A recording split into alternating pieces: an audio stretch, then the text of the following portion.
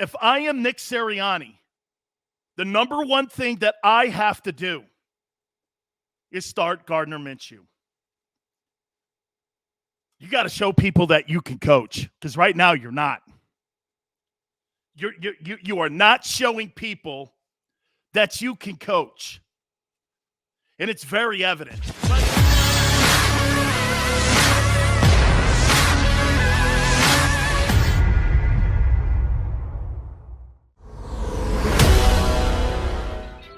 Here on a Football Monday. All right, let's do this, okay?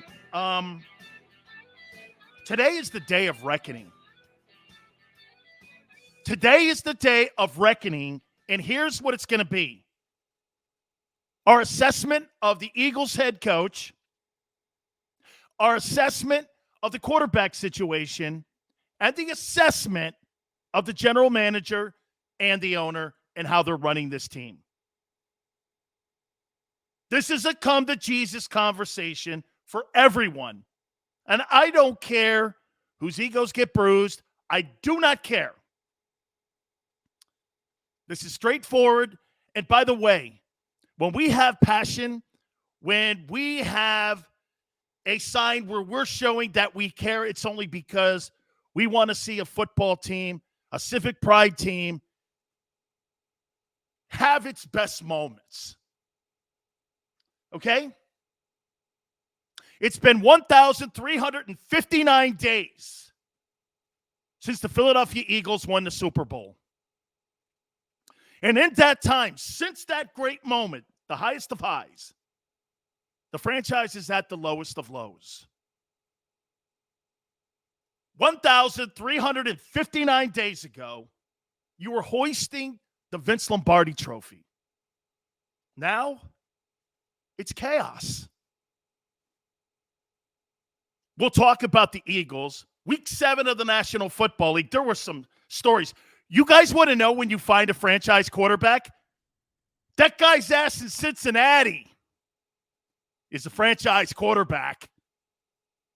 That's a franchise quarterback. And by the way, did he not go down the same road as Jalen Hurts? He was told he wasn't good enough to start in Ohio State. Joe Burrow was told by Ryan Day and Urban Meyer, no, Dwayne Haskins and Justin Fields are the guy. Have you seen Justin Fields play? I told you on draft day, the guy sucks. In 131 years of Ohio State football, that guy is no better. Excuse me, I'll take that back. He's not better than Andy Dalton and Nick Foles. He's just a dude. But when you watch Joe Burrow play in Cincinnati, resurrecting a franchise, changing the culture in Cincinnati, Cincinnati's culture has been changed. They beat the brakes off the Ravens in Baltimore. In Baltimore, beat the brakes off them. I'm going like this. Man, you're a field goal away from beating Green Bay. Do you know if the playoffs were to start today, you know who the number 1 seed in the AFC is? Are you ready? The Cincinnati Bengals. My friends, that is a franchise quarterback and what it looks like in the second year. We don't need 57 starts. Well, is he good or is he not? We need more time for... Screw that. Justin Herbert showing you in a year and a half. He's the guy. This is not 5 years ago or 15 years ago, but we need a couple more starts to the turn. Come on, man. Don't let the eye test fail you. Remarkable what's going on in Cincinnati. Remarkable. Just absolutely remarkable on what's going on in Cincinnati. Just remarkable when you're thinking about it. Okay? You see franchise quarterbacks all look at Kyler Murray in Arizona. Holy cow, they're 7-0. That's a franchise quarterback. That's franchise. You don't need to see it that long. Don't let your eyeball test fail you. Don't let your eyeball test. So let's do this. That game, Eagles and Raiders, was never close. It was absolutely never close. And now you have the 0-7 Detroit Lions. Do you want to hear a statement? I see more promise in Dan Campbell's 0-7 Detroit Lions than I do in Nick Sirianni's Philadelphia Eagles. I feel better about the Lions right now than I do about the Eagles. And the Lions haven't won a ball game yet. Okay?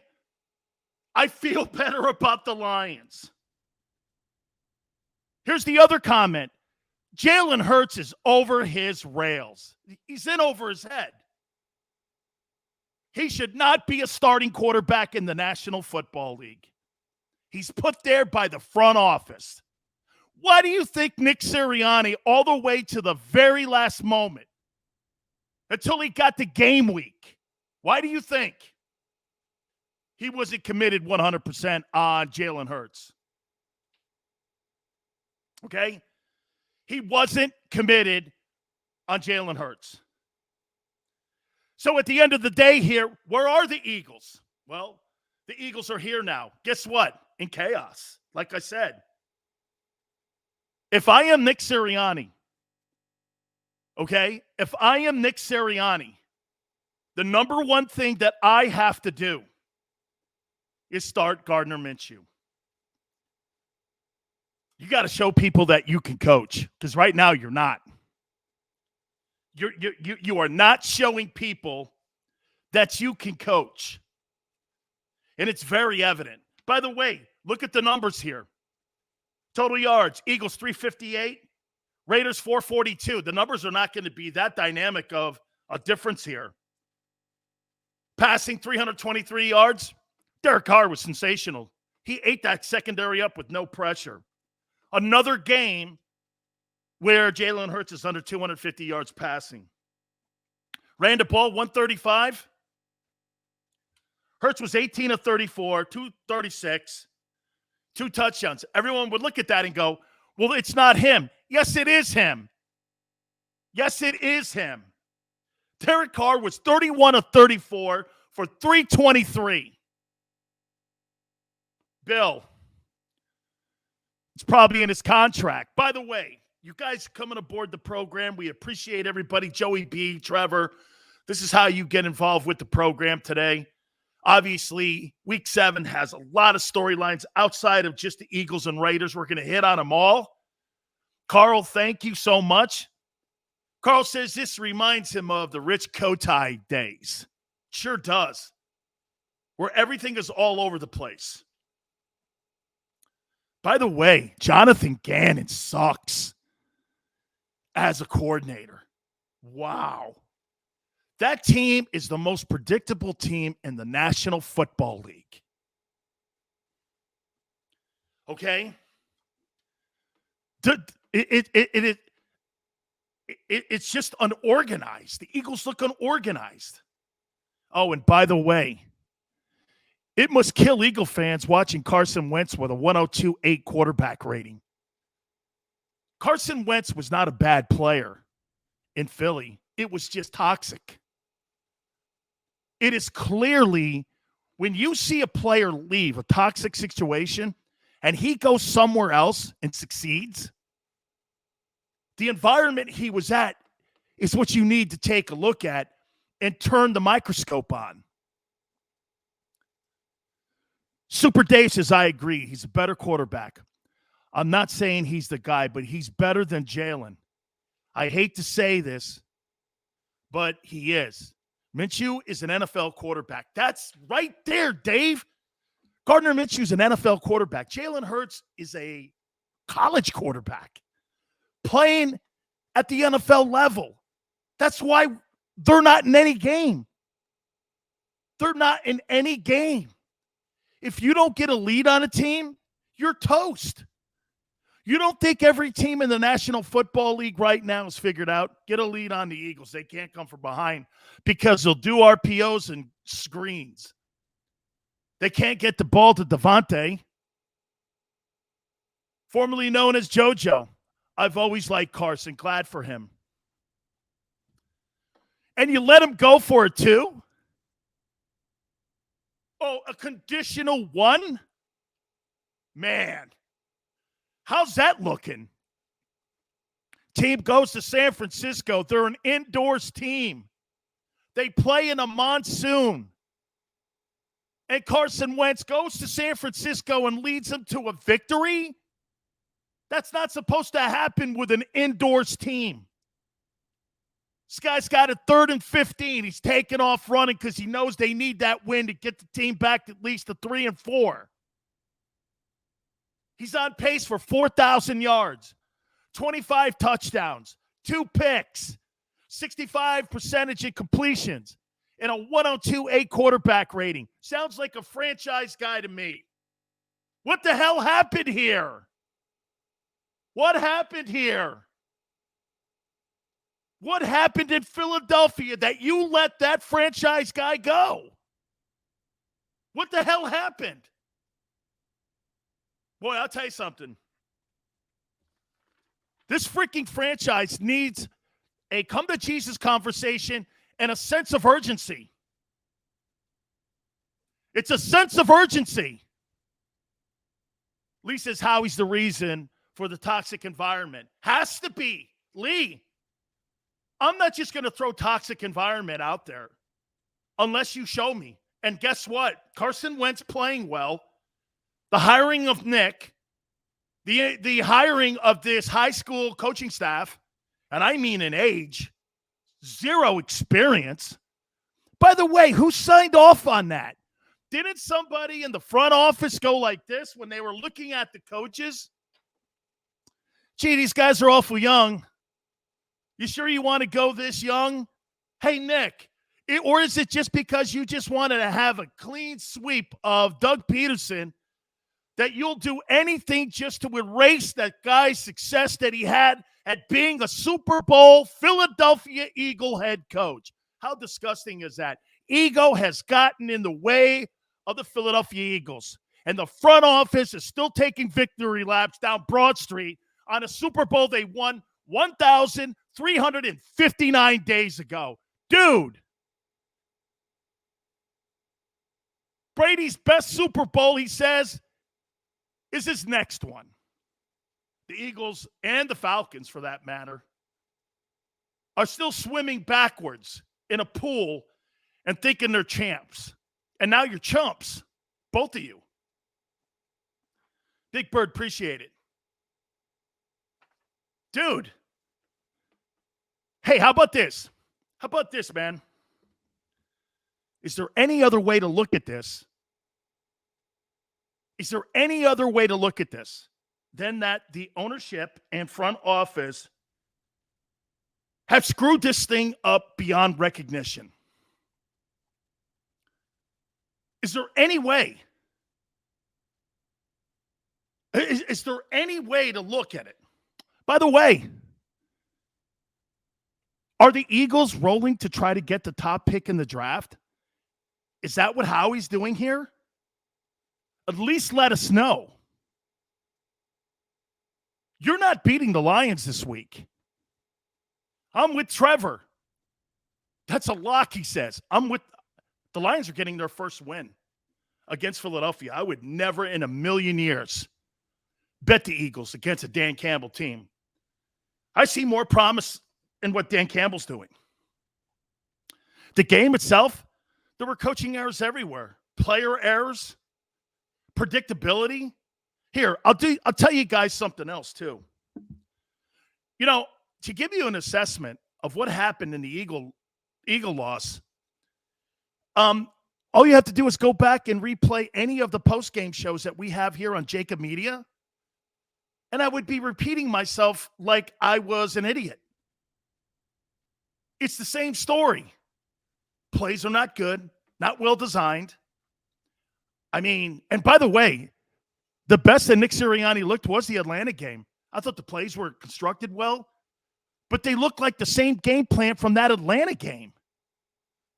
How much has changed from the philosophy and from the approach from the Atlanta game? It looks like the same thing, and all these coordinators are taking that Atlanta game, and they're cutting it up, and now they know what to do against Sirianni's offenses. Brotherly love, gotta laugh to keep from crying. Your owner and your GM have destroyed the Eagles over the last 4 years, over the last 1,359 days. They have royally destroyed this team. Okay? If the Eagles lose, the Miami pick will be the first pick. Jesus criminy. Smile says, though 10 days to prepare would help the Eagles look better than that. Smile. You could have had 6 months. It wouldn't have mattered. You don't have a pro coaching staff. I don't see it. I don't see it with Hurts. I don't see it with Howie. Oh, by the way, so you got 3 picks in the first 10? So what? So what? Not if the same front office that has disintegrated this franchise is making the picks. Trevor says he's been saying 2-15 all year. Trevor's right. And the quarterback class blows that loud. It's terrible. Who? Desmond Ridder from Cincinnati? Keep him. You better land somebody, or you'll be looking up at the Cowboys and Dak Prescott for the next decade. You are in a massive issue. By the way, why do you think Carson Wentz is improving? And why do you think Patrick Mahomes is not improving? Andy Reid has failed him in the run game. And that's why Kansas City looks the way they look. They're 3-4. But funny, when I see the 3-4 Colts, the 3-4 Colts are better than Kansas City right now. They got a running attack. Jonathan Taylor can run the ball. Wentz is on pace for 4,000 passing yards, 25 touchdowns, 2 picks, 102.8 quarterback rating. Guys, I'm going to make another point to you here. Let me start checking these things off here. I'm going to make another point to you. How many times are we going to keep hearing people tell me that Kyle Shanahan's a good coach? I'm sick of it. Guy sucks. Guy sucks. I don't see it. You know, he's 1-10 at home. Like over the last 3 years, I think he's won 1 game at home. His win percentage is almost the same as Mike Singletary's. Where are you coming up? And where are people coming up that Kyle Shanahan is a great coach? People see the last name and they go like this. Well, Kyle Shanahan, he got to a Super Bowl. Yeah, they did. Doug Peterson won a Super Bowl and was fired. Okay, won it. Beat the brakes off the Patriots and Brady and was fired. And we still talk about Kyle Shanahan as one of the best coaches. Don't let your eyeballs fail you guys, no matter what the name is on the chalkboard. Look at who they are, because a coach can only be defined by the one-loss record. Same as Nick Sirianni. Same as Kyle Shanahan. Coaches are defined by their record because that's the only thing they can be defined by. A player can be defined by stats, a record. You could dice a player's career up like Brady. The funny thing is, though, Brady has the records and the rings. That's what makes it even more incredible. VD Pate, he's overrated. You're damn right he's overrated, because look at his record. Without Jimmy Garoppolo, he's even worse than I thought. And you're going to put Trey Lance in, who looks like Jalen Hurts. Oh, and by the way, that Robert Saleh guy with the Jets, that guy had a week to prepare coming off a bye. And that team is even worse than it was when he took it over. How about this? Adam Gase looks like a better coach than what they hired. I know everybody fell in love with the story. Oh, my God, he's the first whatever to be the head coach. I think it's Muslim to be the first head coach. I don't care about that stuff. I don't care about your religion. I don't care about your color. I don't care about your background. I care you can win. I don't care about your last name. I don't care what you did. Show me you can win. Show me you could put players in position to win. Robert Saleh. That guy sucks too, man. Jets hired a dud, and get this, drafted another dud in Zach Wilson. What's he out 3? Dude. Jets proved to you why they're the Jets. Poor coach. Do you know there's not one coach in Jets history that has a winning record, I believe, except for Bill Parcells. Since the Jets' founding in the early 60s, they've had one coach with a winning record. Not even Weeb Eubank, who won Super Bowl III. It's a culture in that place. It's a culture that they've accepted in that city.